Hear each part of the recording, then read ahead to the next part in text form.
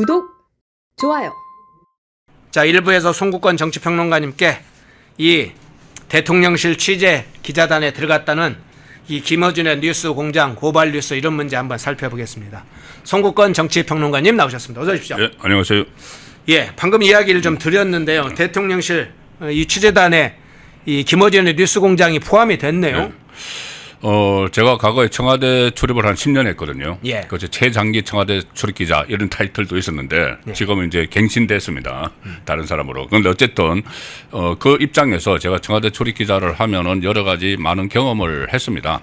신규사가 이제 청와대에 들어올 때 네. 그때는 전부 다 기자단이 투표를 해요. 예. 투표를 하고 또 일정 기간이 지나야지 투표를 합니다. 이 기자가 계속 여기 와서 취재를 잘 하는지 제대로 하는지 그 여러 가지 조건에서 기자단이 그 포함을 시키는 거예요. 예. 기자단 안에 기자단이 사실 결정하는 거죠. 예, 기자들이 하는 겁니다. 기자단이 하고 그 춘추관이나 이쪽에는 보도지원비서관실에는 그냥 통보만 해주면은 끝나는 건데 이거는 기자단이 모르게 한 거예요. 기자들이 모르게. 그래서 기자단의 총괄 관사가 지금 입장을 내서 황당하다는 식의 입장을 냈습니다. 일정이 통보를 받았다는 거예요. 예. 그 대통령실로부터 통보를 받았다는 건데 저는 이거를 보고 또 세 군데 들어간 매체의 성격을 보고 야, 언론을 장악을 이렇게도 하는구나. 이렇게도 언론 장악을 하는구나. 이게 새로운 수법이라는 생각을 했어요. 지금 뭐 인터넷 매체라서 넣었다고 하는데 인터넷 기자협회에 한 90개가 돼 있는데 예. 그중에서 3개 딱 찍어서 이거 포함을 시킨 거예요. 포함을 시켰으면은 지금 그렇지 않아도 이 대통령실 기자실이 상당히 논란이 많습니다.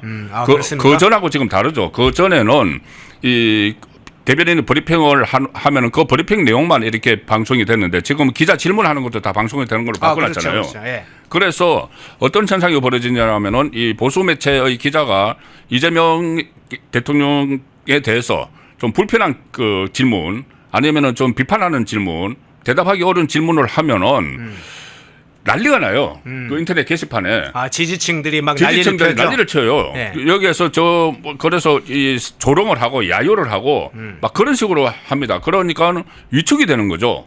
그 보수 매체 기자들이 위축이 돼서 질문을 잘 하지 않으려는 그런 상황까지 지금 나타나고 있어요. 그런데 여기다가 이 세 군데를 딱 집어넣으면은 제가 장담컨대 여기 세 군데 중에서 그 김어준 이 방송의 출입 기자가 아마 대장 역할을 할 거예요. 그 기자실 안에서 완전 대장 역할을 합니다. 그리고 모든 질문을 그쪽에다가 몰아주면은 그쪽에서는 이재명을 찬양하는 그런 걸 질문만 하겠죠. 그리고 또 그 보수 진영에 대해서 비판을 하는. 그래서 거기에 대해서 입장이 대통령실의 입장은 뭐냐 이런 식으로 할 거예요. 그래서 제가 그 인터넷 신문이라고 해서 3개를 넣었다는데 3개가 전부 다 극좌거든요. 네. 극좌 성향의 그 유튜버 매체를 넣었기 때문에 여기서 분명히 의도가 있는 것이고 새로운 형태의 언론 장악이다. 여기에 대해서는 기자협회라든지 아니면 언론단체에서 어떤 성명이라도 내서 이 문제는 이슈화를 시켜야 됩니다. 이게 뭐냐면 언론 장악이기 때문에 그런 거예요. 언론 장악이고 언론 편가르기고 또 어떻게 보면 보수우파 쪽에는 언론 탄압이 되는 거죠. 언론 장악, 언론 편가르기, 언론 탄압을 이것은 상징적으로, 그러니까 현실적으로 이런 시도를 하고 있다는 게 여실히 드러난 겁니다. 그리고 이게 그 이재명 대통령의 어떤 방침에 따라서 했다. 이렇게 또 알려주고 있으니까는 그 전에 이재명 후보 시절에 본인이 출연을 해서 막 자기 이제 홍보를 하고 했던 어떻게 되면 그 대가일 수도 있어요. 그 대가가 되면은 그러면 이게 또 어떤 현상이 벌어지느냐. 유튜브니까는 슈퍼챗 같은 데도 영향을 미쳐요. 실제로 돈벌이에 영향을 미칩니다. 예. 그러면 이거는 그냥 묵과할 수 있는 내용이 아니죠. 예. 그런데 그러면 출입기자단에 들어가면 보통 이제 대통령이 다른 나라 순방을 하거나 국빈 방문을 할 때 출입기자단이 중에 선별해서 따라가죠. 그러면 이런 만일 이번에 그대로 이걸 묵과하게 되면 그 사람들이 따라가서 촬영하고 그걸 방송하고 막 그렇게 됩니까? 그렇죠. 이제 지금 일단 그러니까 일단은 모든 이제 그 공지를 같이 받죠. 그 단톡방에 들어가니까는 대통령의 일정이나 이런 거 공지를 받고 보도자료를 다 받고 그다음에 질문을 브리핑하면 질문을 할 수가 있고 해외 순방 가면 해외 순방 같이 가고 또 그리고 또 가장 제가 또 걱정되는 부분 중에 하나는 풀 기자로 들어가요. 풀 기자. 풀단. 예, 그러니까 예. 풀단이라는 게 뭐냐면은 뭐 출입 기자가 뭐 수백 명 되니까 전부 다 같이 움직일 수는 없잖아요. 그러니까는 뭐 이거 펜 기자, 카메라 기자 뭐 이렇게 해서 풀단을 구성을 해서 거기서 대표 취재를 해서 이것을 릴리스를 하는 거거든요. 기자실에 푸는 건데 이런 그 극좌 성향의 매체들이 풀 기사로 들어가면은 왜곡을 할 수가 있어요. 가령 예를 들어서 뭐 대통령의 모두 발언이나 아니면 다른 그 뭐 국무위원들의 발언이나 아니면 또 풀 기자로 들어가면은 개별 취재도 좀 하거든요. 예. 국무회의 풀 들어가면은 장관들 그 현안이 있는 장관들에게 몇 마디 또 들어요. 듣고 이렇게 기사를 릴리스를 해주는데 그거를 선택적으로 다 해버릴 수가 있는 거죠. 그 현 정권에 불리한 거는 풀 안 해버리는 거예요. 풀 안 하고 현 정권을 찬양을 하고 이런 내용만 풀을 해버리면은 풀로 안 들어간 기자들은 안에서 무슨 일이 벌어졌는지 모르거든요. 그렇겠네요. 들어간 들어간 기자가 취재를 해서 이게 릴리스를 해주기 때문에. 대통령실에서 그것도 선택적으로 그 사람들만 그렇게 할 수 있군요. 아니요, 그 풀 기자는 이제 그 교대를 하죠. 조를 짜죠. 조를 짜요? 조를 짜서 행사 있을 때마다 자기 예, 차례가 돌아와요. 예, 예. 자기 차례가 돌아오면은 거기 가서 이제 취재를 하는 건데 자기 차례가 이제 어느 쪽에 돌아올지 모르죠. 뭐 국무회의 돌아올지 아니면 뭐 여러 가지 그 행사가 있으니까는 뭐 외부 행사에 돌아올지 모르는데 어쨌든 선택적으로 그 풀 기사를 릴리스를 해버릴 수가 있는 거죠. 그러면은 거기 들어가지 않은 기자들은 그 안에서 예를 들어서 뭐 아주 가령 예를 들어서 예. 뭐 이재명 대통령이 큰 말실수를 했는데 그거 그냥 묵살해버리면은 밖에 있는 기자들은 몰라요. 가령 예를 들어서 그런 겁니다. 그래서 이 풀 기자 구성 문제를 비롯해서 여러 가지 그 어떻게 보면은 좌편향적인 기사들이 쏟아질 수가 있는 거죠. 그렇군요. 대통령실 기자단에 김어준 유튜브가 들어갔다고 해서 그 문제 좀 간단하게 다뤄보았습니다. 본 주제로 넘어가 보겠습니다. 자, 강선우 사퇴 여진이 이제 민주당 내부로 폭탄이 떨어졌습니다. 강선우 지금은 이제 의원이죠. 현재는 후보자가 낙마했으니까 강선우 의원이 사퇴 의사를 밝히기 전이죠. 한 17분 전에 박찬대가 페이스북에 자진 사퇴를 촉구하면서 이 파장도 적지 않습니다. 박찬대 후보가 대통령실로부터 사전에 무슨 언지를 받은 것이냐, 즉 강선우 후보 자진 사퇴와 관련해서 언지를 받은 것이냐, 뭐 이런 의혹들이 지금 제기되면서 여당 지지층, 특히 정청래 지지층으로부터 엄청난 공격을 받기도 하고 있는데 당시 상황을 어떻게 해석을 하세요? 이게 짜고 치는 게 그냥 뚫어서 보이죠. 아니 짜고 친 모습이 이거 좀 허술하게 짜고 친 것 같은 생각도 드는데 일단 이 시간대별로 보면은 한겨레가 잘 보도를 했습니다. 한겨레가 아무래도 거기 정보망이 있으니까 그 좌파 진영이 정보망이 있으니까 한겨레가 취재를 해서 보도를 했는데 거기다가 한겨레 보도하고 또 다른 내용하고 또 제가 그 파악한 거를 섞어 보면 이렇게 돼요.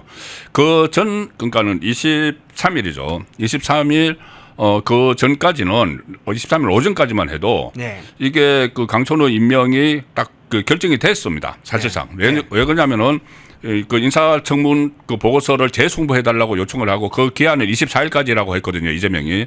그러면은 25일 날, 그러니까 오늘, 사실 오늘은 임명을 하려고 했었어요. 임명을 강행을 하려고 했는데 23일 날 점심을 그 이재명 대통령하고 정동영 그리고 그 이부영 전 의원 점심을 해요. 점심을 하는데 그 자리에서 이 강선우에 대해서 부적격하다는 이야기가 많이 나왔다는 겁니다. 특히 정동영은 이재명 대통령의 정치적 멘토죠. 그렇죠. 처음에 정치 입문할 때 정동영 그 후보, 대선 후보 사무실에 비서실에 부실장으로 입문을 했어요, 처음에. 그러니까 정치적 멘토 같은 사람이에요. 그런데 그 자리에서 그 부적격하다는 이야기가 나왔다고 한겨레에서 지금 기사를 냈습니다. 그 딱 부적격이 아니고 이제 그 어떤 문제가 있다고 그러니까 한겨레 기사를 냈어요. 그리고 그 점심시간 이후부터 막 변화가 생기는 거예요.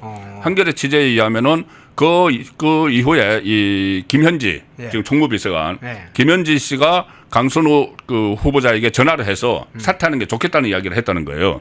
그래서 강선우 후보자가 바로 이 그 2시 반쯤에 강훈식 비서실장에게 사퇴하겠다고 했고 그것을 강훈식 비서실장이 이재명에게 다시 보고를 하는. 그러니까 이재명 대통령이 지시를 해서 김현지가 이 강순에게 이야기를 하고 강순우가 사퇴하겠다고 하고 그걸 강훈식에게 하고 다시 이재명에게 돌아간 거죠. 그랬네요. 딱 그 상황이거든요. 오후에 일어나는 상황이. 그런데 이 사퇴하겠다는 것은 그러면 그 전에 단계가 있었잖아요. 단계가 있었는데 김현지도 알고 있고 다 단계가 있었는데 강선우가 사퇴하겠다는 SNS를 내기 17분 전에 박찬대가 사퇴해야 된다고 냈다는 거죠. 그랬죠. 그러면 이거 짜고 친 거죠. 다 알고 그러니까는 그 용산에서 사퇴시킬 거라는 걸 강제 사퇴입니다. 사실상 자진 사퇴가 아니고 예. 사퇴시키라는 걸 알고 그러면 박찬대에게 역할을 준 거죠.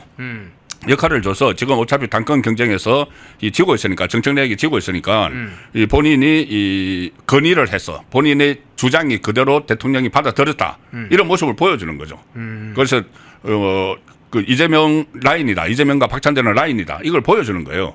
그렇지 않아도 가뜩이나 지금 이번 그 당권 경쟁이 대리전이라는 말이 나오잖아요. 그렇죠. 김어준 대 이재명의 대리전. 네. 이거 참 웃기는 이야기인데 이게 유튜브하고 대통령의 대리전을 벌이고 있는 상황인데 예. 그걸 그대로 또 노출을 한 그런 측면도 있는 거죠.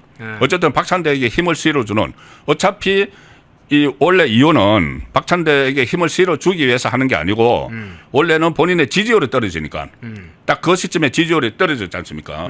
바로 이틀 전에 그 리얼미터에서 처음으로 2.4%가 떨어졌고 바로 그날 그 조원 CNI 조사에서 1.9%포인트가 떨어졌거든요. 처음으로 지지율이 떨어지기 시작하고 그 원인이 이 강선우 때문이다 이렇게 파악을 하고 있던 차에 이 어차피 그 아웃시키려고 하면은 박찬대에게 좀 힘을 실어줘야 되겠다 이렇게 해서 짜고 친 거죠. 예. 뻔히 보입니다. 그 후에 지금 장면들을 한번 살펴보겠는데요.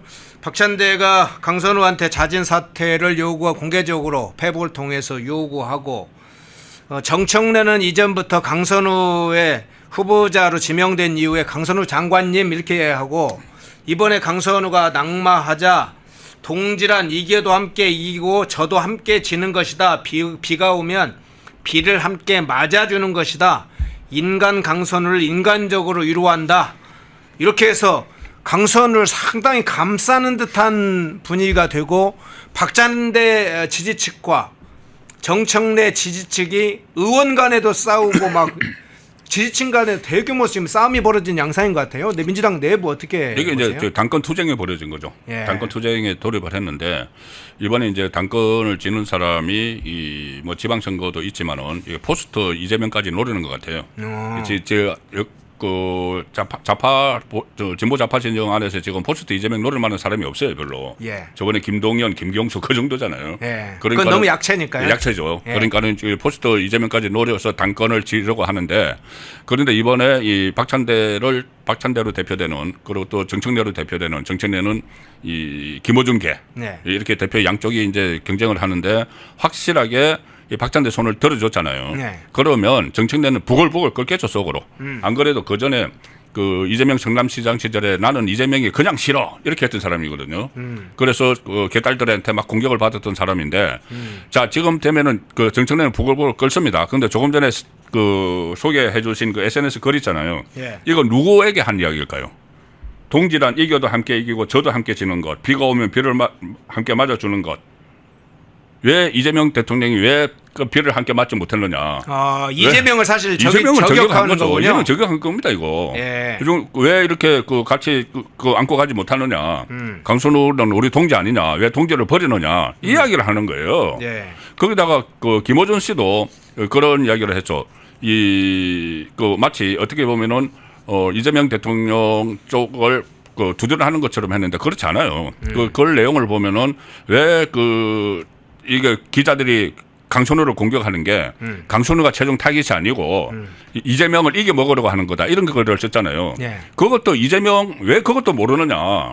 당신을 향해서 공격을 하는 건데 왜 강선우를 버티기 위해서 강선우가 막아내도록 해야지 왜 강선우를 아웃시켰느냐 이 말이거든요. 예. 그것도 이재명 그 대통령을 향해서 저는 비판을 했다고 봅니다. 김어준 정청래 라인이 이번 일을 계기로 좀 돌아서는 그런 좀 모습을 보이고 있는 거죠. 예. 그러면 지금 이제 상황은 민주당 당대표 상황은 지난번에 충청권, 영남권 권리당원 투표에서 정청래가 상당히 압승을 했잖아요.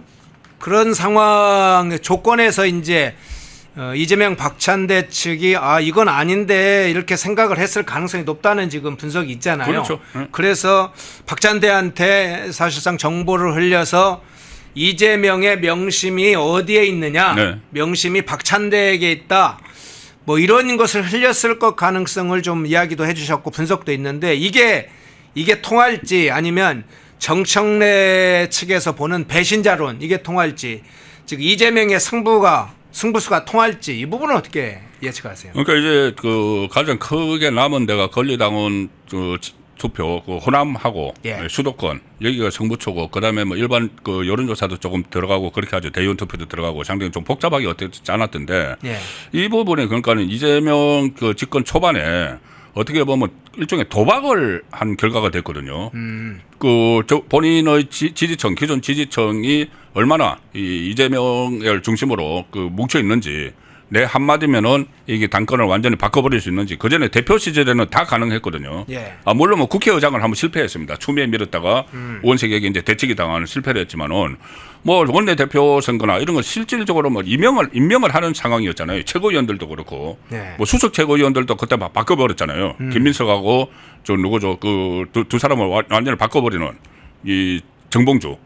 그런 상황까지 있었기 때문에 그때 대표 시절에는 완전히 일극 체제가 돼 있었는데 과연 이번에 이렇게 노골적으로 내가 박찬대를 민다고 다 공표를 한 거나 마찬가지지 않습니까? 예. 그런데 이게 먹히지 않고 정청래가 대표가 되면은 저는 이재명 그 초반에 일종의 뭐 레임덕 비슷하게 올 수도 있다고 봅니다. 민주당 내부에서부터 민주당 일단 내부에서 그렇군요. 예, 네. 레임덕이 올 수도 있다고 봐요. 네. 그런데 그런 것을 다 감안을 했을 텐데 이렇게 이제 밀어붙이는 것은 여전히 본인이 이 일극 체제, 일극 체제가 그 전에는 민주당 일극 체제였지만은 지금 범여권의 일극 체제가 확실하다고 믿고 이제 밀어붙이는 것일 텐데 이게 엉뚱한 전혀 다른 결과가 나오면은 받을 타격이 굉장히 커지는 거죠. 일단 이 결과에 따라서 사실은 박찬대가 받을 타격보다는 이재명이 받을 타격이 훨씬 그렇습니다. 크겠네요. 예, 박찬대야 뭐 다음 기회도 있고 그렇게 하지만은 그 정권 차원에서 이재명 정권이 받을 그 타격이 엄청나게 크겠죠. 예.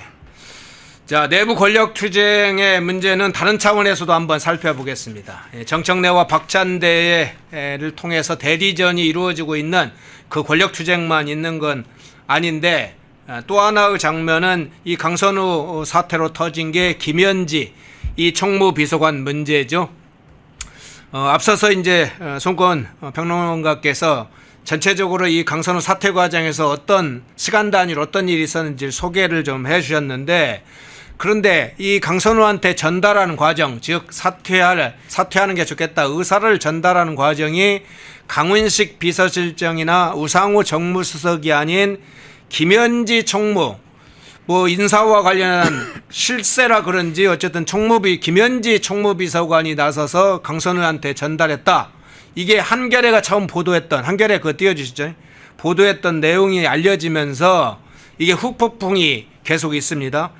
문고리 권력이 실제로 이렇게 국정농단을 하는구나 이런 문제까지 발생하면서 안팎으로 특히 외부에서도 언론에서 지난번에 인사 관련해서도 김현지, 김용채 문제 지적이 있었는데 실제로 이런 식으로 김현지가 구체적으로 개입하는구나 이런 이제 사실 알리면서 상당히 코너에 몰렸다 이런 소식도 들리거든요. 어떻게 보세요? 김현지 총무비서관은 그 많이 알려져 있죠. 그 성남 시장 시절부터 예. 까지 쭉 해왔고 저번에 이재명 대표 시절에 이 어떤 그 소환 조사 통보가 오니까는 그때 그 다 알려졌죠. 전쟁입니다 했던 의원님 전쟁입니다 했던 그 김현지 그 국회의원 보장을 하다가 지금 총무비서관 그러니까는 어떤 그 대통령실 살림을 사는 그 자리에 가 있는데 원래 총무비서관이 그 대통령실 인사위원회를 하면은 그것이 이제 간사 역할을 해요. 일종의 간사 역할을 하는데 그런데 그 간사 역할을 하는 것이 아니고 완전히 지금 주도를 하고 있는 거죠. 이거 인사를 다 주무르고 있다는 그 소문이 지금 파다한데 이게 만약에 지금 그러니까 제가 다시 한번 말씀드리지만 제 PR이지만은 제가 대통령 인사 관련 책도 썼습니다. 예. 그래서 이게 이 그전에 문재인 정부 때까지는 인사 추천하고 인사 검증 기능이 같이 있었어요. 청와대 안에 같이 있었습니다. 그래서 인사수석이 이제 추천하는 형식적으로 그다음에 민정수석실이 검증을 하는 그렇죠. 이 상황이었죠. 예. 그런데 그렇게 되면 한 통속이잖아요. 한 공간 안에 있잖아요, 전부 다. 그러니까 추천과 검증이 분리를 했다고 하지만 실제로는 분리가 안 돼요. 그 상황이어서 윤석열 전 대통령이 모든 걸 잘못한 건 아니고 그 부분을 분리를 했습니다. 민정수석실을 없애면서 인사추천은 그 인사수석이 하지만 인사검증은 법무부로 보냈어요. 그렇죠. 법무부 인사관리단으로 보냈는데 이번에 이재명 집권을 하면서 그걸 다시 환원을 시켰어요. 환원을 시켜서 같은 통속 안에 다시 집어넣었습니다. 예. 그래서 인사추천은 인사수석실에서 하고 인사검증은 민정수석실에서 하는데 민정수석실의 검증 담당자가 누구냐 하면은 대장동 변호사예요. 예. 전치영인가요? 전치영. 예. 이제 83년생. 예, 맞아요. 전치영 그 공직기강 비서관 여기다 인사검증을 맡겨놓으니까 여기서는 인사검증을 제대로 못해요. 실력이 안 되죠. 실력도 안 되고 네. 그다음에 눈치를 보고 아, 그렇죠. 감히 이재명이 이렇게 그 낙점을 했는데 대통령이 낙점을 했는데 거기에 대해서 하자가 있다고 말도 못하는 그런 분위기 같아요. 그 상황에서 이 김현지 총무비서관이 모든 걸 지금 다 털어주고 있다. 털어주고 있고 그리고 본인이 또 원래는 이제 이재명 직접 이 전화를 해가지고 당신 이제 사퇴해야 되겠다고 해야 되는데 차마 이제 그런 말도 못하는 그런 게 뭐가 있겠죠. 그러니까는 김현지가 나서가지고 통보를 하는 겁니다. 통보를 대신 이제 통보를 하는 거죠. 명령을 받아가지고 네. 통보를 하는 건데 김현지 과연 역할이 지금 어디까지인가. 그 부분은 앞으로 나중에 큰 논란이 될 부분들이 있습니다. 하나만 제가 말씀드리면은 네. 그때 이화영 부지사가 한번 대북 송금 사실을 이재명 당시 지사에게 보고를 했다고 했다가 철회를 했지 않습니까? 보고를 했다고 했을 때 입회했던 변호사가 있는데 그 변호사가 사임을 했습니다. 그 이후에 왜 그런 이제 진술을 하도록 놔뒀냐 이런 형식이겠죠. 사임을 했는데 그때 그 변호사에게 사임을 통보를 한 사람이 김현지 보좌관이라는 거예요. 이재명 의원실의 보좌관이 왜 이화영의 변호사에게 당신 사임하라고 통보를 했겠습니까? 그거는 결국은 그 재판을 전부 다 들여다보고 있었다는 이야기고 예. 그 이재명 의원실에서 그러면은 그것은 어떻게 보면은 굉장히 월권인 거죠. 월권이고 그 왜 그렇게 그 김현지 보좌관이 그 변호사에게 그 사임 통보를 했는지 이 부분과 지금 강선우 그러니까 1급 비서관이 장관 후보자에게 전화를 해서 당신 나가야 되겠어 이렇게 했다는 거 이런 것들도 나중에 보면은 이게 다 뒤탈이 날 수 있는 그런 일들이 지금 벌어지고 있다고 봅니다. 과거에도 좀 뭐 문고리 권력 이런 얘기가 좀 있었잖아요. 그래서 그게 이제 민주당에서 국정농단 뭐 이렇게 해서 논란이 됐잖아요. 탄핵까지 결국 갔죠. 예. 예, 결과적으로. 지금 이제 김현지의 이와 같은 행동들은 이게 쌓여가면서 사실은 국정농단의 중요한 범죄 행위가 되는 거죠. 김현지뿐이 아니고 지금 저 성남 라인들 그리고 또 특히 그 변호사들 있지 않습니까? 네. 그 이재명 피고인의 변호사들이 지금 속속 요직을 다 차지하고 그리고 또 심지어 뭐 국정원 뭐 기조실장까지 다 차지를 하고 그 이런 상황이 과연 나중에 이 어떤 물꼬가 하나 터지면은 물꼬가 하나 터지면 걷잡을 수 없이 국정농단 의혹으로 그 번질 수가 있는 사안이 있죠. 그리고 네. 특히 뭐 이렇게 민정수석실을 막 장악을 하고 하는 것이 이 국정원 기조실장은 이제 대북 송금하고 관련이 있잖아요. 네. 이렇게 하는 것이 본인의 이재명 피고인 본인의 이 재판 같은 것을 없애려고 이렇게 시도를 하는 그런 그 차원이라는 게 누구나 예상을 하잖아요. 누구나 예상을 하는데 지금 거기에 대해서 부인을 하고 있는데 그게 이제 실질적으로 현실화되고 지금 당장 현실화되고 있습니다. 뭐 공소 취소 이야기 계속 나오지 않습니까? 그런 것들이 현실화되고 하면은 민심이 그냥 있지는 않겠죠. 예. 자, 그런데 강선우 문제로 조금 다시 돌아가면 지금 일단은 장관 후보자로서는 자진 사퇴 형식으로 낙마를 했는데 이게 의원직은 현재 유지하고 있어요. 근데 네. 이 정도 사실은 최강의 갑질을 보여줄 정도면 이건 의원직 그 사퇴는 물론이고 정계 퇴출 대상 정도 되지 않나요? 그렇죠. 그 특히 이번에 이 본인이 강제 사퇴를 당했는데 실제로는 자진 사퇴하는 식으로 하면서 뭐 이재명 대통령께 뭐 한없이 미안하다 이렇게 이야기했어요. 네. 한없이 송구하다. 그리고 구구절절히 송구하다는 이야기를 했는데 그리고 국민께는 이제 당연히 해야 되는 거고 딱 그거 빠졌잖아요. 보좌진에 대해서는 아무 말도 안 했잖아요. 이 보좌진 갑질 때문에 본인이 물러나는 상황인데 그럼 보좌진에 대해서 미안하다는 말을 한마디라도 했어야죠. 그런데 그게 아니라는 것은 본인은 지금 억울하다는 이야기를 하고 있는 거예요.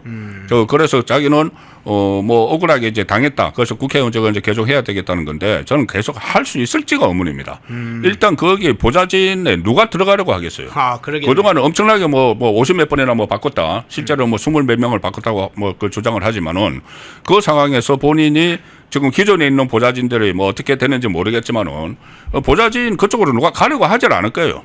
가려고 하지를 않고 이게 모든 것이 또 어떤 갑질 이미지가 쓰여 있으니까는 그 어떤 상임위를 또 선택을 해서 갈지는 모르겠지만은 제대로 국회의원직을 수행을 할 수 있을지 그 국민들에게 그런 것이 모든 것이 다 알려지는 상황이라서 상당히 의문이 되는 상황이죠. 예. 강선우 문제로 둘러싼 민주당 내 또 이재명 권력 범여권 내의 권력 투쟁 그리고 김현지가 지금 벌이고 있는 권력농단, 국정농단, 문고리 권력 김현지의 문제도 한번 살펴봤습니다. 자, 시청하시면서 좋아요 꾹 눌러주시면 좋겠네요. 자, 강선우 문제만 있는 건 아니죠. 지금 장관 후보자들이나 새로운 인물 중에 여러 인물들이 논란을 일으키고 있는데 앞서 얘기했던 정동영도 뭐 대통령과 만찬을 했다, 식사를 했다 그러지만 정동영도 문제죠. 그런데 이 강선우 뒤를 잇는 문제들 인물들 좀 간단하게 한 2명 정도 살펴보겠습니다. 안규백 국방장관 후보자 이게 논란이 가라앉지 않고 있습니다. 그래서 그 문제 한번 살펴볼 텐데요. 탈영과 영창 그래서 이 문제로 병적 증명서, 병적 기록 이거 제출하지 못하는 거 아니냐 이런 논란이 있었는데 일단 안규백 발언 영상 보고 오겠습니다. 지금 22개월이란 것은 학교를 다니고 있는데 그게 산입된 겁니다. 복무기간이. 착오가 있었던, 행정적 착오가 있었던 것이죠. 유혈경부터 그 이후에 그 유혈경의 부대로부터 며칠 동안 근무를 더 해야 된다 이런 연락을 받아서 제가 그해 부대 명령에 따라서 8월달 방학 때 남은 잔여 임기를 복무를 하게 된 겁니다. 자, 안규백의 해명식 변명을 듣게 되는데 납득하기 어려운 굉장히 문제. 그러면 병적 기록 나오면 다 확인이 되는데 그 논란이 있었는데 그게 계속 지금 의혹이 관련 문제가 계속 제기되네요. 저는 저 이야기하는 거 기사로만 봤지 영상은 처음 봤는데 상당히 버벅거리네요. 그러니까 자료 보고 얘기해요. 그리고 자료 보고 이야기하래. 자기 일 같으면은 겪은 일 같으면 그대로 술술 나옵니다. 그렇죠. 근데 계속 쳐다보고 하니까 뭔가 시나리오를 써놓고 이야기하는 것처럼 보이는데 결론은 그거잖아요. 왜 방위병 8개월을 더 했느냐고 하니까 본인이 이야기하는 거는 그 전에 자기가 그 이제 소집 해제가 돼서 나와서 학교를 다니는데 그 며칠 더 해야 된다고 연락이 왔다. 연락이 왔는데 며칠 그 방학 때 며칠 더 했는데 그 8개월이라는 것은 자기가 학교 다닌 기간까지 다 삽입해서 병적 기록부가 잘못됐다는 거잖아요. 그러면은 그래서 그 야당 쪽에서 그렇게 이야기했습니다. 그러면은 그 병적 기록을 공개하면 되지 않느냐 하니까는 안규백이 국방장관이 되는 입장에서 그걸 어떻게 공개를 하느냐 사사건건 그러니까는 그러면 공개하지 말고 열람만 하자고 이야기를 했어요. 야당에서 우리만 알 테니까 당신 말이 그대로 병적 기록에 맞는지 열람을 좀 하자 하니까는 거기에 대해서 안규백이 했던 말이 나는 한 점 부끄럼 없이 살아왔다. 거기서 그 말이 왜 나옵니까? 열람을 시켜주면 되지. 그러면 결국은 병적기록부가 잘못됐다고 자기는 피해자라고 이야기를 하는데 그럼 병적기록부를 열람을 시켜주면 모든 게 끝나잖아요. 그리고 본인의 병적기록부가 잘못됐다고 하면은 본인이 그동안 국회 국방위원장도 하고 국방위원도 했어요. 고쳤어야죠 벌써. 벌써 다 고쳐놨을 겁니다. 자기가 저기 병적기록부가 잘못됐다고 하면은. 그런데 그 고치지도 않았고 그 다음에 그 고칠 수가 없겠죠. 아니 없을 수가 있었죠. 그 가능성이 높죠. 팩트가 아니기 때문에 병적 기록부가 팩트이기 때문에 자 그래서 여전히 영창이나 이제 탈영 이런 이야기가 나와서 영창 갔다가 오면 그 기간만큼 그 복무를 더 해야 되니까는 그런 이야기가 지금 나오는데 그 의문이 해소되지 않는 상황에서 만약에 국방부 장관으로 임명이 되면은 참 방위병 출신이라는 걸 제가 뭐 폄훼하는 건 아니고 제 친구도 방위병 많고 하지만은. 어쨌든 다른 장관은 몰라도 국방부 장관으로서 적당한가 그것은 충분히 논란이 될 수가 있고 그런데 그 본인의 그 단기 사병 기록까지도 불확실하기 때문에 문제가 되는 거죠. 자, 이 문제가 꼬리표를 계속 다른 채 지금 끝나지 않고 있습니다. 장관이 임명된다고 해서 끝나는 문제는 아니죠.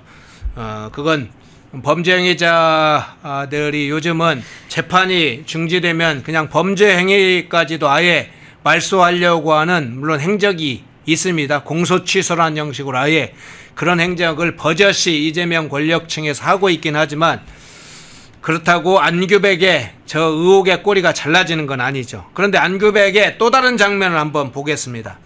안규백이 꽤 오랜 기간 동안 국회 국방위원을 했는데 최혜병 관련 특검 측에서도 파악을 했을 텐데 이 안규백과 임성근 사단장이 무려 14분이나 통화했다는 사실이 최근에 확인이 됐죠. 그런데 이게 지금 안규백에 대해서는 특검팀이 아무런 조치를 안 하고 있습니다. 오히려 다른 사람들, 뭐 잠깐 통화 기록이 있는 사람이나 종교계 인사들에 대해서는 압수수색도 하고 소환 조사도 하고 막 하고 있는데 안규백 관해서는 아무런 조치도 취하고 있지 않아요. 이 상황 어떻게 보세요? 특검에서 아마 이게 굉장히 뜨거운 감자로 생각을 할 거예요. 예. 왜냐하면은 뭐 이철규 의원이나 여기들 관련해서 뭐 압수수색하고 종교인들까지 막 했잖아요. 그랬죠. 그런데 왜 이 안규백은 그때 그 임성근 사단장하고 이 14분 동안 통화한 기록이 나왔어요. 예. 이 시점이 언제냐 하면은 그때 최수건 상병 그 사건과 관련해서 이 해병대 수사단에서 이 사건을 이 경찰로 이첩을 했다가 다시 해소를 했잖아요. 예. 해소한 그날 임성근 그 사단장이 안규백 당시 국회 국방위원에게 전화를 한 겁니다. 둘이 이제 통화를 한 거예요. 통화를 14분 동안 했는데 이 두 사람이 어떤 관계냐 하면은 고등학교 선후배 관계입니다. 예. 광주에 있는 서석고등학교 안규백이 선배고 임성근 사단장이 후배죠. 그리고 또 국회 국방위원을 그 안규백이 오래 했기 때문에 두 사람 사이에 깊은 친분이 있겠죠. 고등학교 선후배인데 서로 군 관련, 그 한쪽은 국회에 있고 한쪽은 해병대에 있기 때문에 그러니까는 그 중요한 순간에 이제 통화를 했기 때문에 이거 구명 로비 아닌가. 구명을 해달라고 본인이 이제 징계를 받게 돼 있고 자기가 지휘 책임이 있으니까 어쨌든 그러니까는 이 구명 로비를 지금 그 특검팀에서는 최상민 특검팀에서는 구명 로비를 용산에만 초점을 맞추고 있는데 용산이 아니고 국회까지 구명 로비를 했을 가능성. 그것도 지금 이제 집권층이 된 그때는 야당이지만은 지금 여당이 된 그것도 국방부 장관 후보자가 된 사람이 구명 로비 의혹이 제기가 될 수 있는 거죠. 네. 그렇다면은 지금 다른데 하는 것처럼 압수수색을 하든지 뭐 해서 나중에 소환을 해서 이걸 규명을 해야 되는데 이거는 그냥 손 놓고 있는 거예요. 네. 손 놓고 있다면은 결국 묻어버리겠다는 이야기인데 만약에 이게 구명 로비가 있었다고 하면은 이것은 엄청난 대반전이 돼버리는 거죠. 대반전이 돼서 이 상황 자체가 완전히 변해버릴 수가 있는 겁니다. 그렇기 때문에 아마 이 손대기가 어려서 뜨거운 감자로 생각을 하는데 이 문제는 계속 지적을 해서 진실을 밝혀내야 됩니다. 두 사람 관계가 워낙 가까운 사이고 또 딱 그 시점에 사건 기록이 해소된 그 시점에 전화를 했다는 것은 뭐 다른 일로 뭐 안부 전화했겠습니까? 그러니까 이 부분은 어떤 통화를 했는지 통화 내용은 안 나오니까 통화 내용만 나오지. 이 부분은 반드시 특검에서 밝혀내야지. 그래야지 이것을 밝혀내야지 다른데 용산을 향한 수사가 신뢰성을 얻을 수가 있는 거죠. 이걸 묻어놓고 그냥 용산이나 아니면 국민의힘 의원들을 막 수사하는 것은 이것은 뭐 편파 수사라는 지적을 받을 수밖에 없습니다. 예. 해병특검 안규백 장관부터 수사해라. 자, 무슨 일이 있었는지 자세하게 수사도 하고 그렇게 지금 많이 날리고 있는 압수수색도 안규백부터 압수수색을 해라. 자, 그렇지 않으면 이 특검 자체가 정치 탄압하고 있다는 걸 자인하게 되는 꼴이죠. 실제로 정치 탄압하고 있지만 안규백 장관조차 수사에 나서지 않고 압수수색을 않는다면 형평성 문제뿐만 아니라 정치 탄압을 자인한 꼴이다. 자, 다른 인물을 한번 살펴보겠습니다. 최동석 인사혁신처장 상당히 논란의 인물이 됐습니다. 예상치 못한 인물이 갑툭튀처럼 툭 튀어나왔어요. 야권이나 시민단체까지도 지금 이 최동석에 대해서 저런 사람이 무슨 저렇게 공직자가 됐어 할 정도인데 최동석 발언의 일부 내용 한번 보겠습니다. 부자진 갑질 논란이 있는 걸 알고 계세요?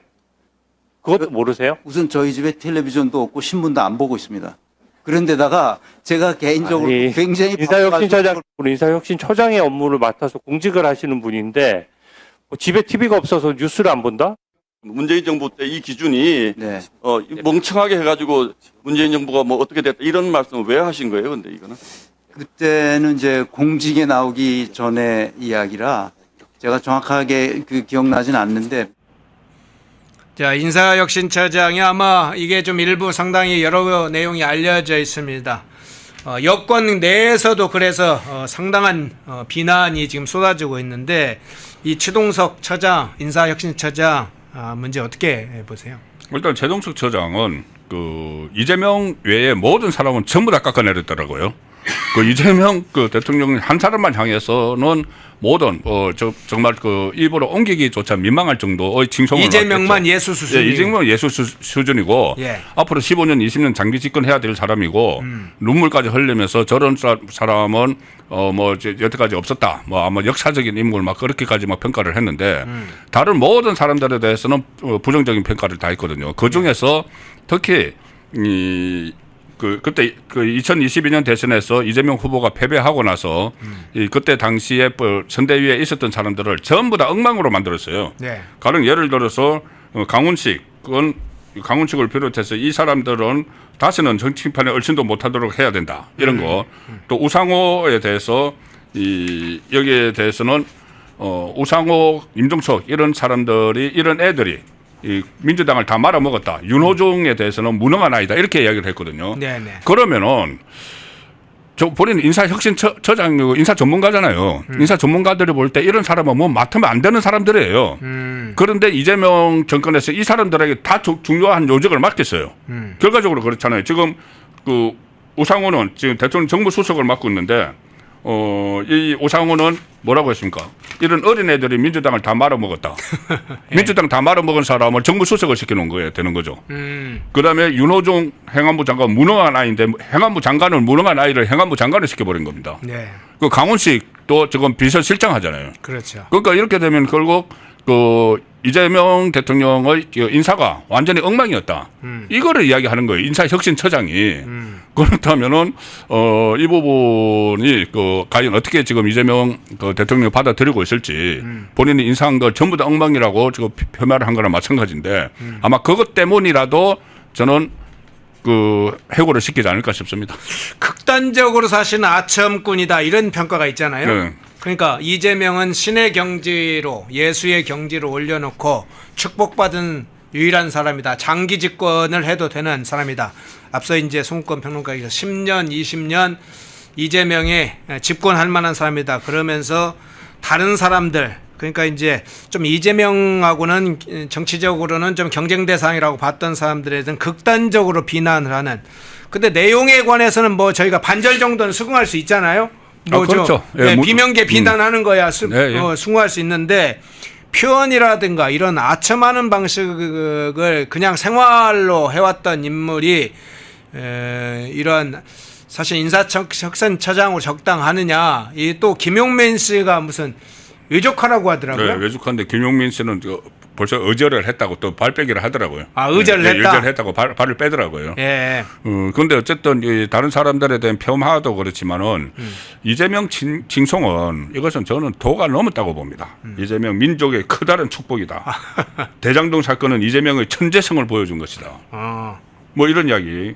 국가도 민족 전체가 이재명의 국가가 돼야 한다. 이 본인이 뭐라고 국가를 이재명에게 갖다 바치는 상황이잖아요. 예. 그런데 이제 이런 것들에 대해서 아마 알고 인사혁신처장으로 이제 발탁을 했겠죠. 네, 이미 다 그렇죠. 이제 보고가 다 있을 테니까는 그걸 보고 발탁을 했겠죠. 네. 그거는 제가 이제 몇 가지 사례를 들 수가 있지만 일일이 하는 건 그렇고 어쨌든 이재명은 본인에게 이렇게 어떤 충성을 다짐을 하거나 아니면은 말로라도 이렇게 아첨을 하거나 하는 사람들을 중용해 왔어요. 총선 때 기억을 해보시면은 이재명을 정조대왕에 비유했던 사람 공천 받았지 않습니까? 편한 지역에 공천 받았죠. 그 다음에 이재명과 어떤 뭐 탤런트 누구죠? 탤런트 뭐 외모를 비교해서 이재명이 잘생겼다고 했던 거기도 안기령 뭐 이런 인물 아나운서도 공천 받았죠. 나중에 예. 졌지만은. 예. 그리고 이번에도 보면은 그 강선우 그 후보자도 그 이야기 많이 나왔잖아요. 이부자리 이야기. 그 단식할 때 이부자리 이렇게 막 그 깔아주는 펴주는. 그러니까 그런데 그 장면을 보면은 저는 강선우도 그렇지만은 당시 이재명 대표가 단식하면서 이렇게 누워 있었잖아요. 예. 그런데 누워 있는데 막 이부자리를 돌봐주고 하는데 전혀 그 하지 말라는 이야기를 안 해요. 하지 말라는 이야기를 안 합니다. 그냥 그대로 있습니다. 그러면은 본인의 위치를 도대체 뭘로 생각을 하는가? 그 어떤 왕 정도로 이렇게 생각을 하는 거 아닌가? 본인이 저 나오는데 수령님 모시는 게 아니라 수령으로 생각하나요? 수령으로 생각하는 거 아닌가? 예. 그러니 본인에게 아첨을 하고 또 뭐 태양으로 막 비유를 하고 이러면은 중책을 주는 거예요. 이게 북한하고 뭐가 다릅니까? 북한에 뭐 떠오르는 태양, 무슨 뭐 그런 이야기 하잖아요. 그러니까 이것이 뭐 전부 다 그걸 때문에 뭐 인사를 한다는 건 아니지만은 그 부분이 굉장히 많이 개입이 되는 그 상황은 과연 그렇게 되면 국가 운영이 제대로 될지 그리고 특히 최근에 논란이 되는 걸 보면은 본인이 맡으려고 하는 직책에 어울리지 않는 그런 논란이 많았어요. 이진숙도 그렇죠. 교육부총리를 시킨다고 하면서 농문 표절 그리고 아들 저 자녀의 조기 유학 이런 거 교육과 관련된 문제에서 다 문제가 됐잖아요. 예. 강선우도 이 여가 보면은 좀 약자 편을 들어야 되는데 약자에 대해서 갑질을 한 거. 인사혁신처장도 본인 인사를 하려면 정말 공평하게 해야 되고 그런 기준이 있는데 사람에 대해서 완전히 극단적으로 막 평가를 하는 사람이 인사혁신처장. 거기다가 좀 전에 나왔지 않습니까? 제가 저거 보고 정말 기절 초풍을 하겠던데 인사혁신처장이 나 TV도 안 보고 신문도 안 보고 바빠서 관심이 없어. 예. 사회에 돌아가는데 관심이 없는 사람이에요. 그 사람이 누군지도 몰라 그러면은. 그런데 무슨 인사혁신처장을 합니까? 그런데 다만 어떤 그 중성심이나 아니면 이제 극찬을 하는 이런 걸 기준으로 인사를 하기 때문에 이런 일이 일어나고 있는 거죠. 예. 이재명 주변에 저런 인간들이 득실득실하다는 거죠. 뭐 극단적인 아첨꾼들의 귀가 잠시 즐거울 수 있지만 정권이 무너지는 데는 다 저렇게 쌓여서 무너지는 겁니다. 그 장면 살펴봤고요. 자, 이 주제 한번 마지막 주제로 좀 다뤄보겠습니다. 의원직이 지금 날아가게 생긴 한 인물이 있습니다. 딸 명의로 사기 대출을 받아서 강남에 아파트를 샀다는 이 의혹 때문에 지금 재판을 받고 있었던 인물. 자, 그 인물 사진 한번 띄워주시죠. 자, 무릎 꿇고 있네요. 어디 가서 무릎 꿇고 있네요. 저 양문석이죠. 양문석. 그런데 1심에 이어 2심 재판 결과가 나왔는데 의원직 상실형 이렇게 결과가 왔네요. 의원직 사실상 박탈형. 이제 대법원만 남았는데 항소심 재판부에 결과가 나왔는데 이 판결을 어떻게 해석을 하시나요? 일단 1, 2심이 다 똑같기 때문에 예. 대법원에서 그대로 받아들이겠죠. 이게 사건이 두 개가 병합이 되어 있습니다. 하나는 이제 사기 대출, 네네. 사기 대출이고 하나는 그 사기 대출과 관련해서 그 선거 때 거짓말을 한 허위사실 공표 두 개거든요. 그런데 두 개 전부 다 이원적 박탈형이 나온 거예요. 이 일반 형사 사건은 금고형 이상이면 이원적 박탈인데 이 징역 1년 6개월, 집행유예 3년형을 받았기 때문에 이거 이원적 박탈이죠. 예. 그다음에 선거법도 100만 원 이상이면은 선거법은 이원적 박탈인데 150만 원 받았어요. 그러니까 대법원에서 확정 판결이 되면은 이원적이 박탈이 되는데 그때 총선 때 다들 기억을 하실 겁니다. 처음에는 양문석 그 후보가 저 사과를 하고 눈물까지 보이면서 사과를 했었어요. 그런데 그 다음에 국회의원이 되고 나서는 다시 또 말이 바뀌었거든요. 말이 바뀌어서 지금도 본인은 무죄라고 주장을 하는데 결과적으로는 이게 유죄 확정 판결을 받았기 때문에 이제 특히 선거법 같은 경우는 633 원칙을 지키라고 지금 대법원에서 내려왔지 않습니까? 네. 그럼 이제 3개월 이내에 그 대법원 확정 판결이 나면은 이원적에게 날아갈 가능성이 큰데 뭐 이재명 그 진영에서는 큰 어떻게 보면은 전투력 있는 한 사람을 잃었다. 그런 평가가 되겠죠. 거의 뭐 돌격대 역할을 해왔기 때문에 아마 타격이 좀 있을 겁니다. 그럼 대법원에 이제 서류가 전달하는 시점을 고려하면 한 1, 2주 정도 고려를 하면 8월 초부터 하면 3개월이면 한 10월 말 정도나 11월 초에는 의원직이 날아가는 건가요? 그러니까 지금 뭐 어쨌든 이번 그 총선 때부터 이것을 그 강하게 적용을 하기로 예. 조희대 대법원장이 각 지침을 일선 법원의 지침을 다 내려놨기 때문에 대법원 입장에서 그걸 먼저 솔선수범을 해야 되는 거죠. 예, 예. 1심, 2심에 6.3을 지키라고 6개월, 3개월을 지키라고 이야기를 해놨기 때문에 마지막 3은 대법원 몫이잖아요. 예, 예. 그럼 대법원이 그런 지침을 일선 법원에 내렸으면은 대법원이 솔선수범을 해서 3개월 안에 결정을 해줘야 되는 것이죠. 그렇군요. 자, 3개월 내 결국 양문석은 본인이 무릎을 꿇고 있는데 사과는 안 했어요. 그런데 의원직이 지금 날아가서 이제는 평범한 일반인으로 돌아와야 될 상황인 것 같습니다. 양문석이 그 후에 어떤 행보를 보일지 또 관심이 모아지고 있네요. 일부에 송국권 정치평론가님 모시고 현안, 강선우 현안부터 양문석까지 한번 살펴봤습니다. 송국권 평론가님 고맙습니다. 네, 감사합니다. 예. 펜앤마이크와 광동이 함께 준비한 광동 루테인 밀크 시슬 혈행 개선, 노화로 인한 눈 건강, 간 건강. 펜앤마이크 TV 단독 할인 2개월분 한 박스에 3만원, 6개월분 세 박스에 84,000원. 펜앤마이크 구독자 전용 댓글 상단 할인 링크에서 구매 가능합니다. 전화 문의는 1661-6915, 전화 문의는 1661-6915. 펜앤마이크와 광동이 함께 준비한 광동 면역보감 데일리 스틱 2024년 건강기능식품 대상 높은 흡수율, 휴대와 섭취가 간편한 스틱형 펜앤마이크 TV 단독 할인 1개월분 한 박스에 33,000원, 3개월분 세 박스에 9만원. 펜앤마이크 구독자 전용 댓글 상단 할인 링크에서 구매 가능합니다. 전화 문의는 2661-6915, 전화 문의는 2661-6915. 펜앤마이크와 광동이 함께 준비한 광동 혈당혈압 콜레스테롤 케어 솔루션 식후 혈당 상승 억제, 체지방 감소, 혈중 콜레스테롤 개선, 높은 혈압 감소. 펜앤마이크 TV 단독 할인 1개월분 한 박스에 25,000원, 3개월분 세 박스에 66,000원. 펜앤마이크 구독자 전용 댓글 상단 할인 링크에서 구매 가능합니다. 전화 문의는 1661-6915, 전화 문의는 1661-6915. 펜앤마이크에서 추천하는 영상도 보고 가세요. 다른 영상도 즐기시려면 구독 버튼을 꼭 눌러주세요.